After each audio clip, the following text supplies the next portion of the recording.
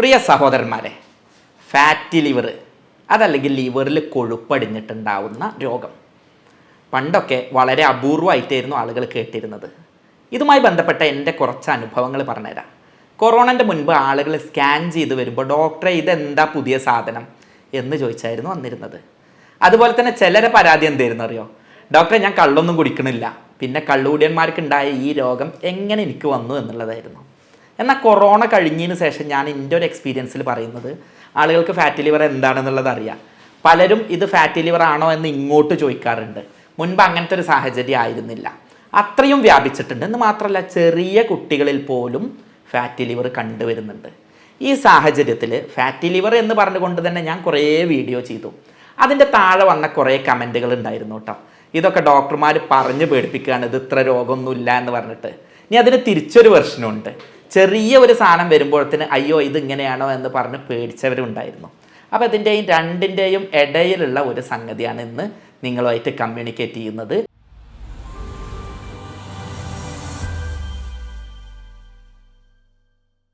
ഞാൻ doctor Basil Yusuf, doctor Basil's homeo hospital, Pandikkad, Malappuram ജില്ല.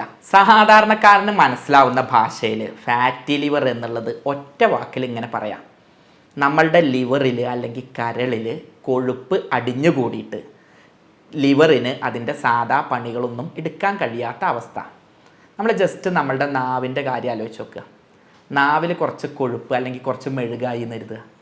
എന്നാൽ നാവിൻ്റെ പണിയായിട്ടുള്ള രുചി അറിയുക എന്നുള്ളത് നാവ് കൊണ്ട് സാധിക്കുമോ? ഇല്ല. അതേപോലെ തന്നെ കുറച്ച് കൊഴുപ്പടിഞ്ഞിട്ട് ലിവറിൻ്റെ സെല്ലുകളെ പ്രവർത്തനരഹിതമാവുക അല്ലെങ്കിൽ പ്രവർത്തന കാര്യക്ഷമമല്ലാതെ ആയിട്ട് ശരീരത്തിൽ ഒരുപാട് മാറ്റങ്ങൾ വരും. ഇത്തരത്തിൽ കൊഴുപ്പടിയുന്ന രോഗത്തിനെയാണ് ഫാറ്റി ലിവർ എന്ന് പറയുന്നത്. ഇനി ഇത് കുറച്ച് കൊഴുപ്പടിയുമ്പോഴേക്കൊന്നും ഇങ്ങനെ ഫാറ്റി ലിവർ ആവില്ല.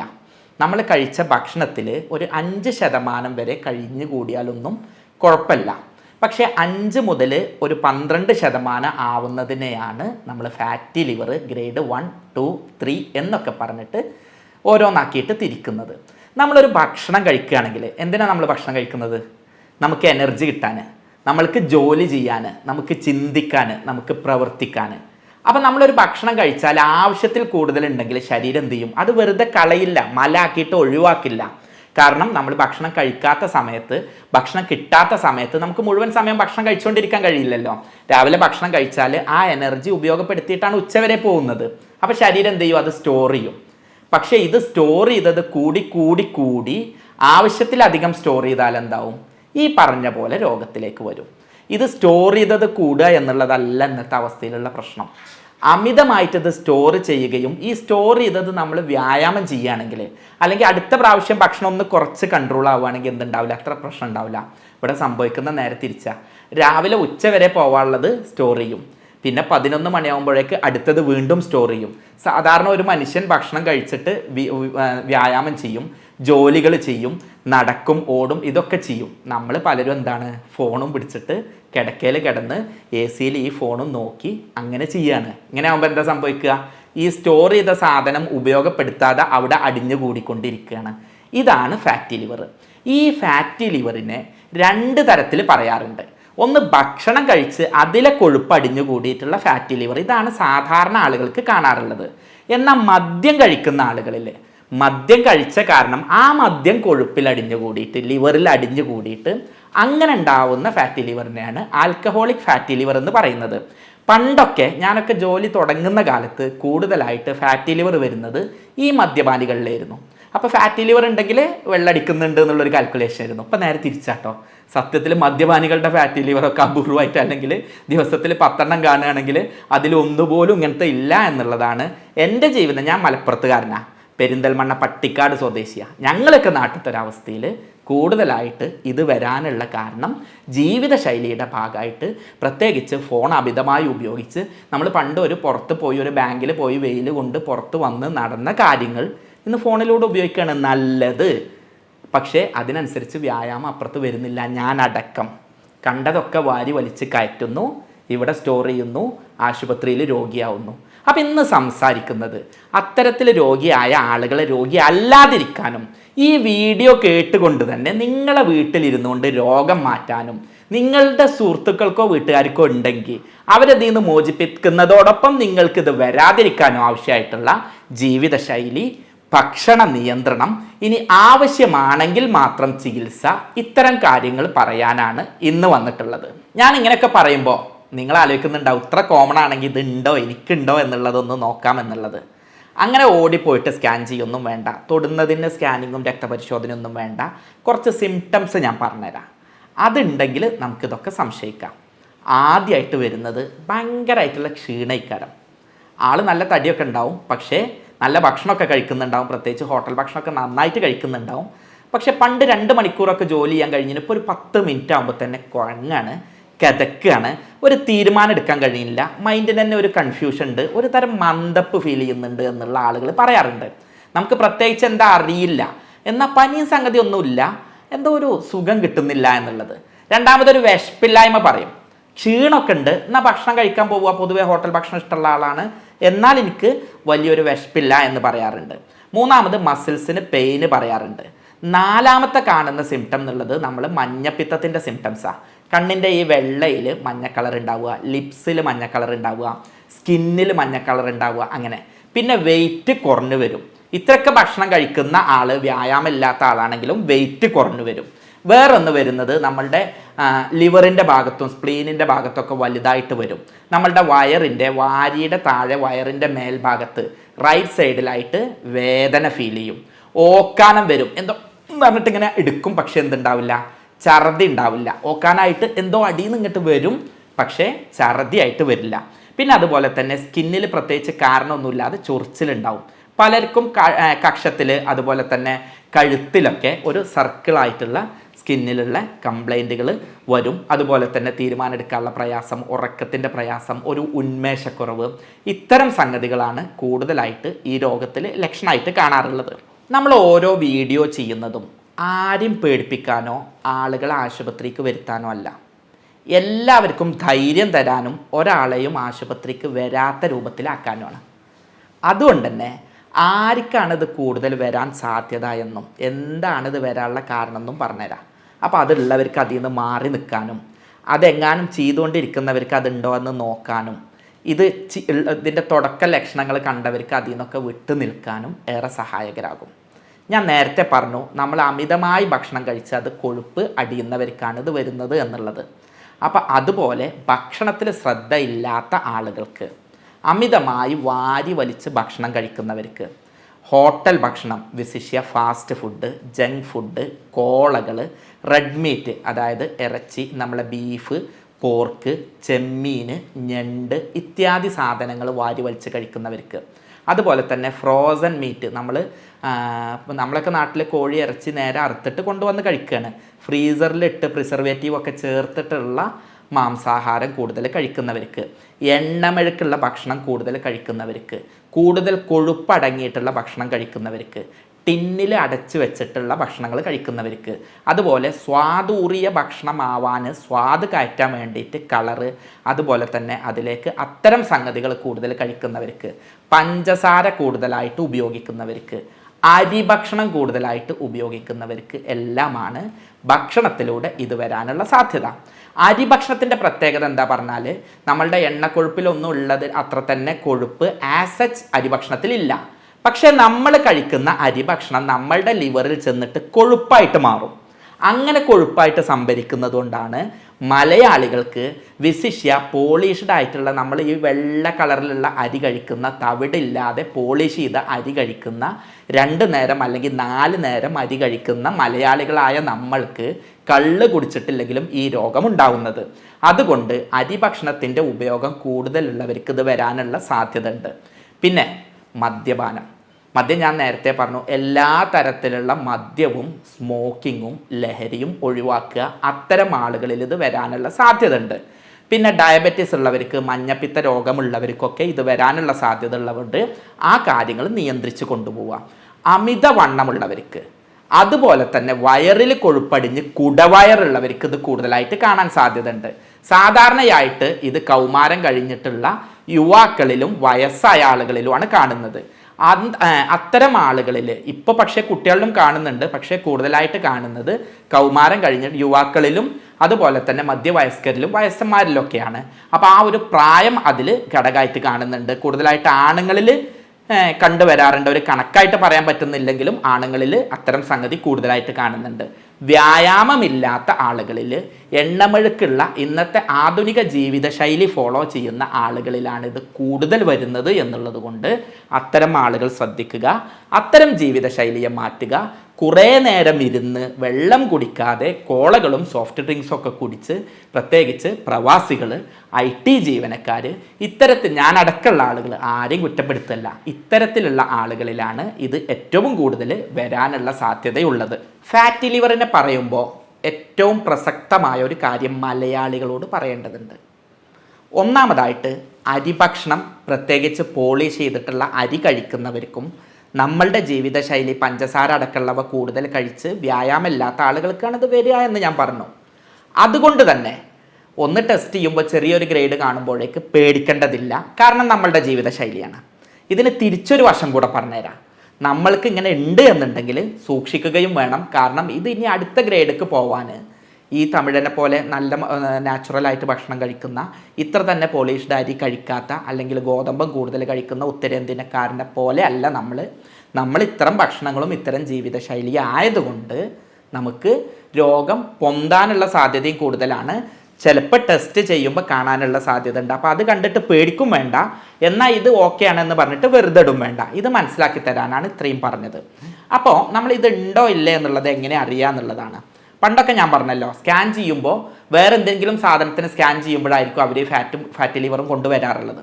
ഇപ്പം കൂടുതലായിട്ട് ആളുകൾ അവെയർ ആയതുകൊണ്ട് അവരെന്നെ ചോദിക്കാറുണ്ട്, ഡോക്ടറെ ഫാറ്റി ലിവർ നമുക്കൊന്ന് ടെസ്റ്റ് ചെയ്ത് നോക്കുക എന്നുള്ളത്. അപ്പോൾ അതിന് വേണ്ടിയിട്ട് ആദ്യമേ സ്കാനിങ് പോകണം എന്നൊന്നുമില്ല.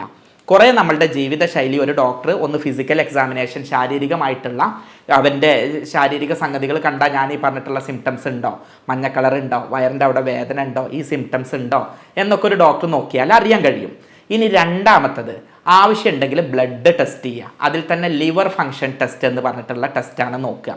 അതിൽ SGPT, SGOT ഒക്കെ നോർമലാണോ അതോ അത് 40ൻ്റെ മേലെയൊക്കെ ഉണ്ടോ എന്നുള്ളത് നോക്കിയിട്ട് നമ്മളുടെ ലിവറിൻ്റെ ഫങ്ഷന് ടെസ്റ്റ് ചെയ്തുകൊണ്ട് നമുക്ക് അതറിയാൻ പറ്റും.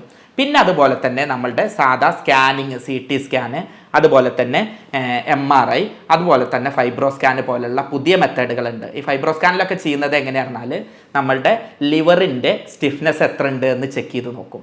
അപ്പോൾ സെല്ലുകൾക്ക് പ്രവർത്തനക്ഷമമാണോ, അല്ലെങ്കിൽ വേറെ ഏതെങ്കിലും സ്റ്റേജിലേക്ക് അത് മാറിയിട്ടുണ്ടോ, അതല്ലെങ്കിൽ എത്രാമത്തെ സ്റ്റേജിലാണ് എന്നൊക്കെ കൃത്യമായിട്ട് അറിയാൻ പറ്റുന്ന ടെസ്റ്റുകളാണ് ഇത്. ഇതൊന്നും ആദ്യ സ്റ്റേജിൽ തന്നെ ഓടിപ്പോയിട്ട് ചെയ്ത് നോക്കൊന്നും വേണ്ട. അതുപോലെ തന്നെ MRI ഉപയോഗിച്ചിട്ടും നമുക്കിത് അറിയാൻ പറ്റും. പിന്നെ ക്യാൻസർ ഉണ്ടോ എന്നൊക്കെ അറിയാൻ വേണ്ടിയിട്ട് ലിവറിൻ്റെ ബയോപ്സിയും ചെയ്യാറുണ്ട്. ഇത്തരത്തിൽ ബയോപ്സി, അതുപോലെ തന്നെ ഇമേജിംഗ് ടെക്നിക്കുകൾ, രക്തപരിശോധന ഒക്കെയാണ് ഇത് ഉണ്ടോ ഇല്ലയോ എന്നറിയാൻ. ഇനി നിങ്ങൾ പലരും ടെസ്റ്റ് ചെയ്തിട്ട് കണ്ടിട്ടുണ്ടാവും ഗ്രേഡ് 1, ഗ്രേഡ് 2, ഗ്രേഡ് 3 എന്നുള്ളത്. അതുപോലെ തന്നെ പലരും ചോദിക്കുന്ന ഒന്നാണ്, ഡോക്ടർ ഇത് സിറോസിസ് ആവുമോ, ഇത് ക്യാൻസർ ആവുമോ, ചോര തുപ്പിയിട്ട് ഛർദ്ദിച്ച് മരണപ്പെട്ടിരുന്നു പണ്ടൊരാൾ, അതുപോലെ ആവുമോ എന്നൊക്കെ. അത്തരക്കാരെ ആളുകളോട് പറയുന്നത് 5% ഫാറ്റ് നോർമലാണ്.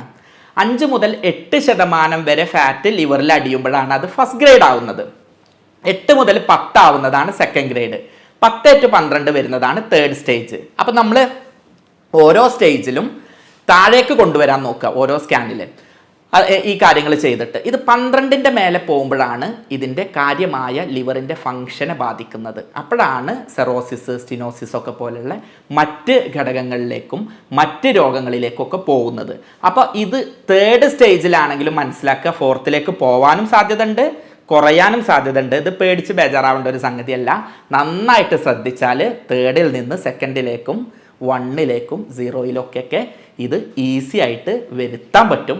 അപ്പം അതുകൊണ്ട് ഓരോ സ്റ്റേജും പറഞ്ഞു തരുന്നത് 3 എന്നുള്ളവന് 4ലേക്ക് പേടിപ്പിക്കാനല്ല, 2ലേക്ക് വരുത്തണം എന്ന് ഓർമ്മിപ്പിക്കാനാണ്. ഇനി ഞാൻ തുടക്കത്തിൽ പറഞ്ഞൊരു കഥയിലേക്ക് വരാട്ടോ. ഞാൻ ഒരുപാട് ഞാൻ കഴിവതും വീഡിയോ ചെയ്യുന്നത് ആളുകൾ രോഗിയാവരുത് എന്ന് പറഞ്ഞിട്ടാണ്. അപ്പം കഴിഞ്ഞ പ്രാവശ്യം ഫാറ്റി ലിവറിൻ്റെ ഒരു വീഡിയോ ഇട്ടപ്പോൾ അതിൻ്റെ താഴെ ഒരാൾ നിരന്തരമായിട്ട് കമൻ്റ് ഇട്ടിരുന്നു, ഇത് വേറെ പണിയൊന്നും ഇല്ലാതിരിക്കല്ലേ, അതുകൊണ്ടല്ലേ പറയുന്നത്, നിങ്ങൾക്കൊന്നും ഒരു പണി ഇല്ലാത്തതുകൊണ്ടല്ലേ ഇത് വരുന്നത് എന്നുള്ളത്. അപ്പോൾ ഞാൻ ആ സഹോദരനെ വിളിച്ചു, എന്നിട്ട് പറഞ്ഞു, ഓക്കെ, നിങ്ങൾ പറഞ്ഞ വിമർശനങ്ങളൊക്കെ ഉൾക്കൊള്ളുന്നു, ഇതൊരു പണിയില്ലായിട്ട് ചെയ്യുന്നതല്ല, നമ്മളൊക്കെ പഠിച്ചതുകൊണ്ട് ആളുകൾക്ക് ഗുണം കിട്ടണം, അതിനു വേണ്ടി കാട്ടുന്നതാണ്. ഞങ്ങൾ ഈ പഠിച്ചതൊക്കെ പഠിച്ചു വെച്ചിട്ട് ഫീസും വാങ്ങി ചെയ്യുന്നതിലേറെ നല്ലത് നിങ്ങളൊക്കെ ആശുപത്രിയിലേക്ക് വരാതിരിക്കാൻ വേണ്ടിയിട്ട് നിങ്ങൾക്ക് മനസ്സിലാക്കി തന്ന് ഒരാളെങ്കിലും ആശുപത്രിക്ക് വരുത്താതിരുന്നാൽ ഞാൻ പഠിച്ചതുകൊണ്ട് ഗുണം ഉണ്ടായി എന്ന് വിശ്വസിക്കുന്ന ആളാണ്, അതുകൊണ്ടാണ് ഇത് പറഞ്ഞത് എന്ന് പറഞ്ഞു. അങ്ങനെ അവനായിട്ട് പരിചയപ്പെട്ടു. അവൻ ആദ്യമൊന്നും ഉൾക്കൊണ്ടിരുന്നില്ല കേട്ടോ. പിന്നെ ഞങ്ങൾ നല്ല സുഹൃത്തുക്കളായി, ഞങ്ങൾ നേരിട്ട് കണ്ടു, വ്യായാമം ചെയ്തു. അപ്പോൾ അവൾ ഗൾഫിലേക്ക് പോയി. അപ്പോൾ ആ ഒരു സാഹചര്യത്തിൽ കൂടുതൽ കാര്യങ്ങൾ ശ്രദ്ധിച്ച് അവൻ്റെ ഏറ്റവും വലിയൊരു സന്തോഷം അവന് മാറ്റിയെടുക്കാൻ ഇപ്പോൾ ഫസ്റ്റ് സ്റ്റേജിലുള്ളത്. സ്റ്റേജ് താഴേക്ക് വന്നു. അവൻ ഏറ്റവും നല്ലൊരു വിമർശകനായിരുന്നു, പക്ഷെ ഇപ്പോൾ നല്ല സുഹൃത്തായിട്ട് മാറി. അവന് കാര്യങ്ങൾ പറഞ്ഞ് മനസ്സിലാക്കി കൊടുക്കാൻ പറ്റി. അപ്പോൾ അതുപോലെ നിങ്ങളിലും ഉണ്ടാവട്ടെ എന്ന് കരുതിയിട്ടാണ് പറയുന്നത്. ഞാൻ ഇത്രയും എക്സ്പ്ലെയിൻ ചെയ്തപ്പോൾ നിങ്ങൾക്ക് മനസ്സിലായിട്ടുണ്ടാവും, ഇത് പ്യൂർലി ജീവിതശൈലി രോഗമാണ്. ജീവിതശൈലിയിലുള്ള ശ്രദ്ധ ഉണ്ടായാൽ ഇതിനെ നമുക്ക് റിവേഴ്സ് ചെയ്യാൻ പറ്റും. അപ്പോൾ ആദ്യം വേണ്ടത് എന്താണ് പറഞ്ഞാൽ വ്യായാമം ചെയ്യുക. ദിവസവും 30 മുതൽ 45 മിനിറ്റ് വരെ വ്യായാമം ചെയ്യുക. ചടഞ്ഞ് കൂടി ഇരുന്ന് കുറേ നേരം ഇരുന്ന് പിന്നെ കുറേ വ്യായാമം ചെയ്യുന്നതിന് പകരം ഓരോ 20-30 മിനിറ്റൊക്കെ ആകുമ്പോൾ ഒന്ന് നീച്ചു പോയിട്ട് കാര്യങ്ങൾ ചെയ്താൽ കുറച്ചും കൂടെ എളുപ്പമാവും. പ്രവാസി സഹോദരന്മാരോട്, അതേപോലെ തന്നെ IT ഫീൽഡിൽ ജോലി ചെയ്യുന്നവരോട്, ബാങ്ക് മാനേജർമാരോട്, ഇവരോടൊക്കെയാണ് ഇത് പ്രത്യേകമായിട്ട് ഓർമ്മപ്പെടുത്താനുള്ളത്. ഇടയിലൊന്ന് എണീക്കുക, ഇടയിലൊന്ന് നടന്നു പോവുക. രണ്ടാമത് വെയിറ്റ് കുറയ്ക്കുക. വെയിറ്റ് കഴിയുന്ന ഏതെല്ലാം മെത്തേഡിൽ നിങ്ങൾക്ക് കുറയ്ക്കാൻ കഴിയുമോ അത് കുറയ്ക്കുക. ഫാസ്റ്റിങ്, ഇൻ്റർമീഡിയറ്റ് ഫാസ്റ്റിംഗ് ഒക്കെ ആയിട്ട് ചെയ്യുക. വെള്ളം നന്നായിട്ട് കുടിക്കുക. ആ സമയം ഞാൻ ഓരോന്ന് പറഞ്ഞു തരാം, ഡയറ്റ് പറഞ്ഞു തരാം. അതുപോലെ തന്നെ കുടവയറുണ്ടെങ്കിൽ അത് കൺട്രോൾ ചെയ്യുക, പരമാവധി കൺട്രോൾ ചെയ്യുക. പിന്നെ അതുപോലെ തന്നെ വേണ്ടത്, നിങ്ങൾ മദ്യപാനിയോ ലഹരിയോ ഉണ്ടെങ്കിൽ അത് ഒഴിവാക്കുക. പിന്നെ മറ്റ് രോഗങ്ങളുണ്ടെങ്കിൽ, ഷുഗറോ അല്ലെങ്കിൽ ലിവറിന് മറ്റ് രോഗങ്ങളോ ഉണ്ടെങ്കിൽ അത് മരുന്ന് കുടിച്ചിട്ട് മാനേജ് ചെയ്യുക. ഒപ്പം അനാവശ്യമായ മരുന്നുകൾ ഇതിലേക്ക് നയിക്കുന്നുണ്ട് എന്നുള്ളതുകൊണ്ട് അനാവശ്യമായിട്ടുള്ള മരുന്ന് കൂടി ഒഴിവാക്കുക. ഡോക്ടറുടെ പ്രിസ്ക്രിപ്ഷനോടുകൂടെ അല്ലാതെ മരുന്ന് എടുക്കാതിരിക്കുക. ഇനി ശ്രദ്ധിക്കേണ്ടത് ഭക്ഷണത്തിൽ ഒരു ഡയറ്റ് പ്ലാൻ പറഞ്ഞു തരാം. ആദ്യം ഞാൻ വർജിക്കേണ്ട കാര്യങ്ങൾ പറഞ്ഞുതരാം. റെഡ് മീറ്റാണ് ഇതിൽ ഏറ്റവും വലിയ വില്ലൻ, അതായത് ബീഫ്, പോർക്ക്, അത് പരമാവധി ഒഴിവാക്കുക. മീന് പ്രശ്നമില്ല, ചെറിയ മീനുകൾ നല്ലതാണ്, പ്രത്യേകിച്ച് മത്തിയൊക്കെ, ചെറിയ മത്സ്യങ്ങളും മത്തിയൊക്കെ നല്ലതാണ്. പക്ഷേ എന്ത് ചെയ്യുക, വലിയ മത്സ്യങ്ങൾ അത് പൊരിച്ച് കഴിക്കുന്നതൊക്കെ ഒഴിവാക്കുക. പിന്നെ ചെയ്യേണ്ടത് പഞ്ചസാര ഒഴിവാക്കുക, അരിഭക്ഷണം ഒഴിവാക്കുക, കൃത്രിമ ഭക്ഷണങ്ങൾ ഒഴിവാക്കുക, കോള ഒഴിവാക്കുക. അതുപോലെ തന്നെ ഫ്രൂട്ട്സ് എത്ര വേണമെങ്കിലും കഴിച്ചോളൂ ഷുഗർ ഇല്ലെങ്കിൽ. പക്ഷെ എന്ത് ചെയ്യുക, അത് ജ്യൂസാക്കിയിട്ട് അതിലെ ഫൈബറൊക്കെ കളഞ്ഞ് അതിലെ ചണ്ടിയൊക്കെ കളഞ്ഞിട്ട് അതിലെ പഞ്ചസാരയും ചേർത്ത് ചെയ്യുന്ന രൂപം ഒഴിവാക്കുക. ബേക്കറി പലഹാരങ്ങൾ ഒഴിവാക്കുക, മൈദ ഒഴിവാക്കുക. പിന്നെ കളറുള്ള ഭക്ഷണങ്ങൾ, പ്രിസർവേറ്റീവ്സ് ചേർത്തിട്ടുള്ള ഭക്ഷണങ്ങൾ, ഫ്രോസൺ മീറ്റ്, എണ്ണമെഴുക്കുള്ളത്, നെയ്യ്, ഡാൽഡ, വനസ്പതി ഇത്യാദി സാധനങ്ങളൊക്കെ പരമാവധി ഒഴിവാക്കുക. വ്യായാമം ചെയ്യുക എന്നുള്ളത് പ്രത്യേകം പറയുന്നില്ല. ഭക്ഷണം കഴിക്കുന്നത് സമയത്ത് കഴിക്കാൻ ശ്രദ്ധിക്കുക. നമ്മളുടെ ജീവിതശൈലിയിൽ എന്താ ചെയ്യുക, ഉച്ചക്ക് കുറച്ചേ കഴിക്കുള്ളൂ, ബ്രേക്ക്ഫാസ്റ്റ് കഴിക്കൂല. ഈ കഴിക്കാനുള്ളതൊക്കെ രാത്രി ഒന്നാകെ കഴിക്കും. അത് 11 മണിക്കോ 12 മണിക്കോ കഴിക്കും, എന്നിട്ട് പോയി കിടന്നുറങ്ങും. അങ്ങനെ ചെയ്യുന്നതിന് പകരം ഒരു ഡയറ്റ് പ്ലാൻ പറഞ്ഞു തരാം. രാവിലെ എഴുന്നേൽക്കുക, സൂര്യൻ ഉദിക്കുന്നതിൻ്റെ മുൻപ് എഴുന്നേൽക്കുക. ഈ പറയുന്നത് എനിക്കും കൂടെ വേണ്ടിയിട്ടാട്ടോ. ഞാനും പലപ്പോഴും ഇതിൽ അശ്രദ്ധനാവാറുണ്ട്. ജീവിതശൈലിയുണ്ട്, ജീവിതത്തിൻ്റെ ഓട്ടപ്പാച്ചിലിൻ്റെ ഇടയിൽ ഞാൻ അടക്കം തെറ്റ് പറ്റാറുണ്ട്. അതുകൊണ്ട് തന്നെയാണ് ഇങ്ങനെ പറയുന്നത്.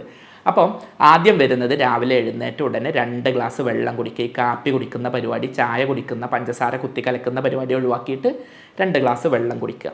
എന്നിട്ട് ഒരു പ്രഭാത സവാരിക്ക് പോവുക. പ്രാഥമിക കാര്യങ്ങളൊക്കെ കഴിച്ചതിന് ശേഷം ഒരു 7-7:30 ആകുമ്പോഴേക്ക് ഭക്ഷണം കഴിച്ചു എന്ന് ഉറപ്പ് വരുത്തുക.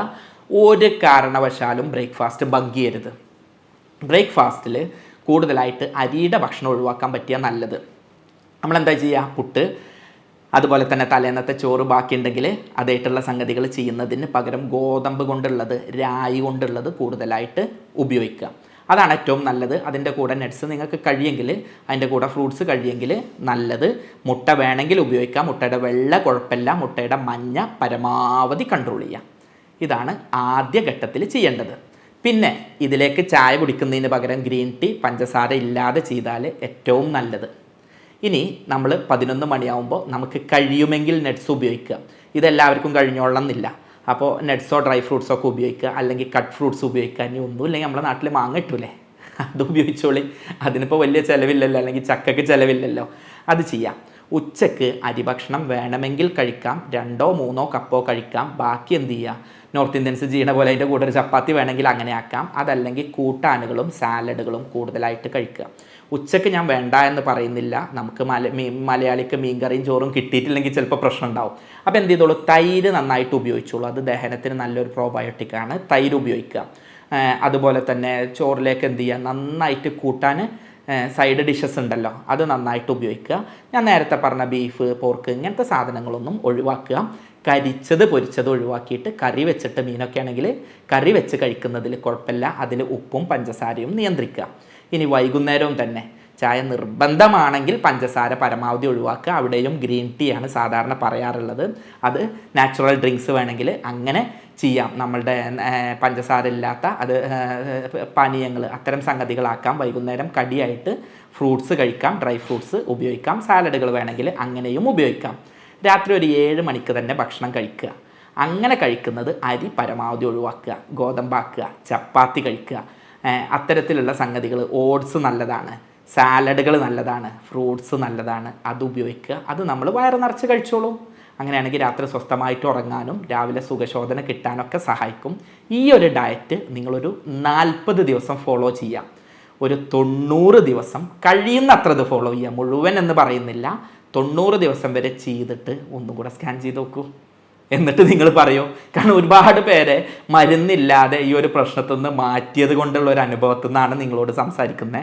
90 ദിവസം ഇത് ചെയ്യുക. എന്നിട്ട് മാറ്റില്ലെങ്കിൽ ഇതിൻ്റെ താഴെ കമൻ്റ് ഇട്ടോളൂ.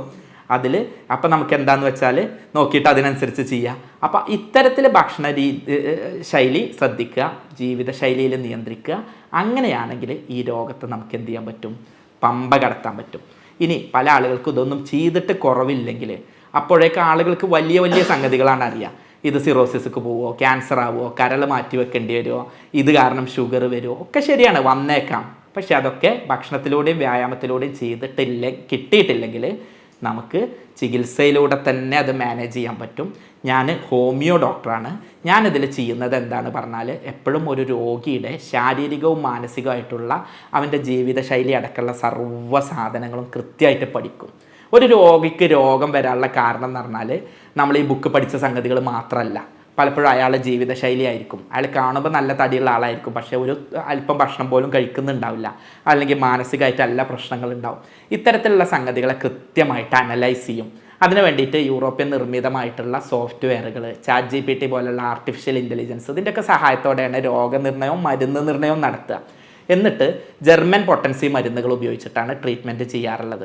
അങ്ങനെ കോൺസ്റ്റിറ്റ്യൂഷണലായിട്ടും ആവശ്യമായിട്ടുള്ള ചികിത്സകളൊക്കെ കൊടുക്കുന്ന സമയത്ത് ഓപ്പറേഷൻ ഇല്ലാതെ തന്നെ ഇത് വലിയ ഗ്രേഡിൽ നിന്ന് താഴേക്കും പിന്നെ അത് നോർമലിലേക്ക് ഒരുപാട് പേരെ വരുത്താൻ കഴിഞ്ഞിട്ടുണ്ട്.